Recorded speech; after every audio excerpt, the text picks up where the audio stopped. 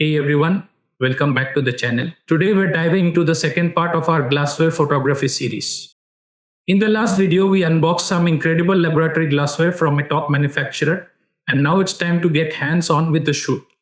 Before we get started, don't forget to subscribe to the channel and give this video a thumbs up if you find it helpful. As you can see, I've already unwrapped the product and placed it on the table. My camera is mounted on a tripod, which is crucial for avoiding any accidental shake during the shoot. Even though my camera has a built-in 5-axis image stabilizer, I always prefer using a tripod. It not only adds stability but is also essential for composite photography. My computer is set up for tethering, which allows me to see the images directly on my screen as I shoot. While many photographers prefer a tether cable for speed, I'm using wireless tethering today. If you're interested in wireless tethering, I've already uploaded a video on it, and you can find the link in the description. For lighting, I'm using two flashes. One is set as the trigger and the main flash is placed behind the product in slave mode. To achieve a clean reflection, I'm using a white acrylic sheet under the glassware. Since it's glass, I'm wearing gloves to avoid leaving fingerprints or smudges on the product. The product itself is a bit tricky to work with. It's difficult to stand on the table because of its thin glass tube at the end. To stabilize it, I place some white masking tape on the table. Now the product is stable and ready for shooting. Next, I'm switching on the camera and navigating to the customized menu I've set up on my Nikon. This menu is a real-time saver, allowing me to quickly access my most used settings without having to scroll through endless options. One of the first things I do is select the Wi-Fi connection. This lets me connect the camera to my smart device using the Nikon SnapBridge app or to my desktop using Koisra dashboard. When I select the Wi-Fi option, the camera displays the seed and password, which I then use to connect my desktop. Once I'm in the wireless settings on my computer, I simply select the camera's SSID, which in this case is Zive, and connect it. With this setup, my camera is now tethered to my desktop, allowing me to instantly view and manage the shots as I take them. This tethering setup is incredibly useful for ensuring that every shot is just right before moving on. Before we start capturing the shots, let's go over the camera settings I'll be using for this shoot. I've set the flash mode to normal, which ensures that the lighting is consistent and even. I always shoot in RAW to retain the highest quality and capture as much detail as possible, giving me more flexibility in post-processing. For focusing, I've chosen the wide large AF area mode, which allows the camera to focus accurately on a broader section of the glassware. The white balance is set to 5500, a neutral daylight setting that works well with the flash and ensures that the colors remain true to life. Since I need square images for this project, I've adjusted the image area to a 1:1 ratio, which frames the shot perfectly in the viewfinder.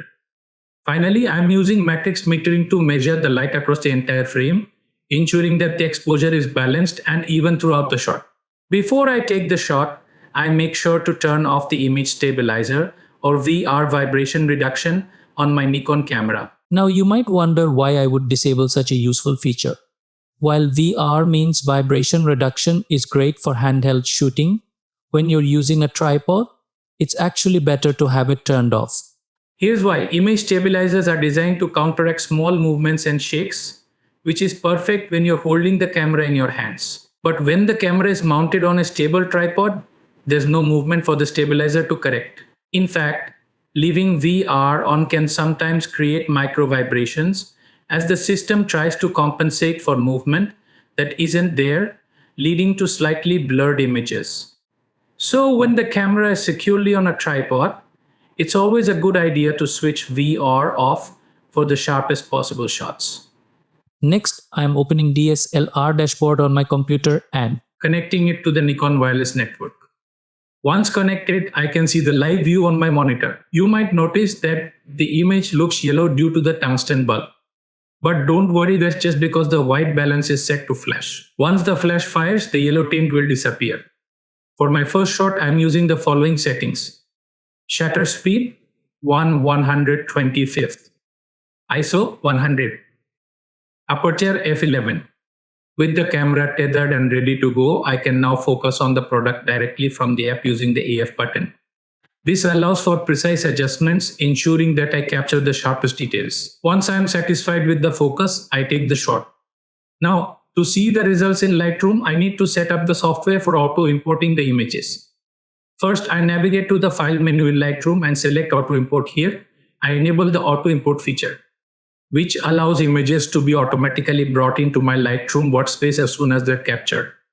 Next, I select the folder where Coursera Dashboard is saving the images. This is the folder the camera uses to store all the shots. After that, I create a new auto import folder which will serve as the destination for the images once they're imported into Lightroom. This setup streamlines my workflow significantly, allowing me to review the shots in real time and make any necessary adjustments without interrupting the shooting process. You have seen that last image taken at ISO 100 and speed 1/125th was overexposed. To refine the exposure, I've adjusted the shutter speed to 1/250th of a second. This faster shutter speed reduces the amount of light hitting the sensor, helping to control the brightness and prevent overexposure in the image. Additionally, I've lowered the ISO to 50. By reducing the ISO, I'm further minimizing the sensor's sensitivity to light, which helps achieve a cleaner, more balanced shot without the risk of the image looking too bright or washed out. After making a few adjustments, the image is almost perfect, but there are still a few areas that need attention.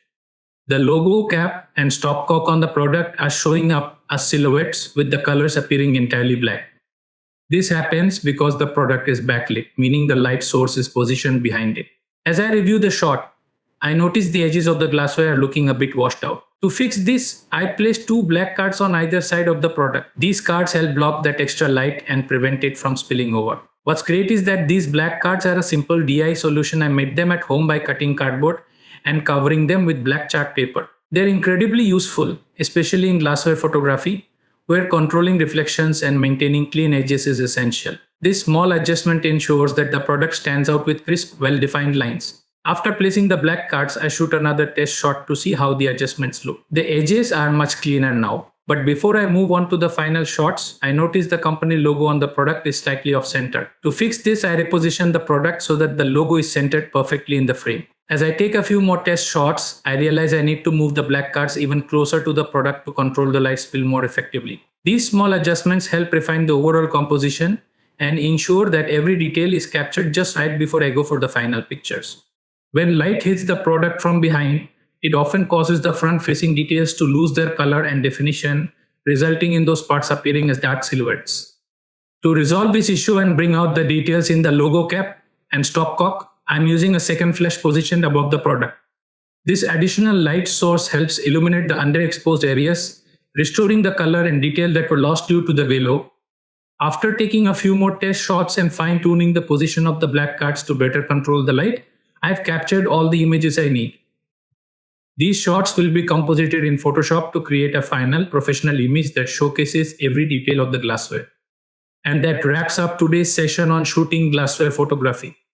We've covered everything from setting up the lighting and stabilizing the product to fine-tuning camera settings and capturing the perfect shots. The process might seem detailed, but each step is crucial in creating high-quality images that truly stand out. In our next video, I'll take you through the post-processing stage, where we'll bring all these elements together in Photoshop. We'll dive into compositing techniques, blending different exposures, and fine-tuning the final image to achieve that polished professional look. This is where the magic happens, and I can't wait to share it with you. If you found this video helpful, please hit the like button and consider subscribing to the channel. Your support helps me continue creating content like this. And if you have any questions or want to see specific techniques in future videos, feel free to drop a comment below. Thanks so much for watching, and I'll see you in the next one.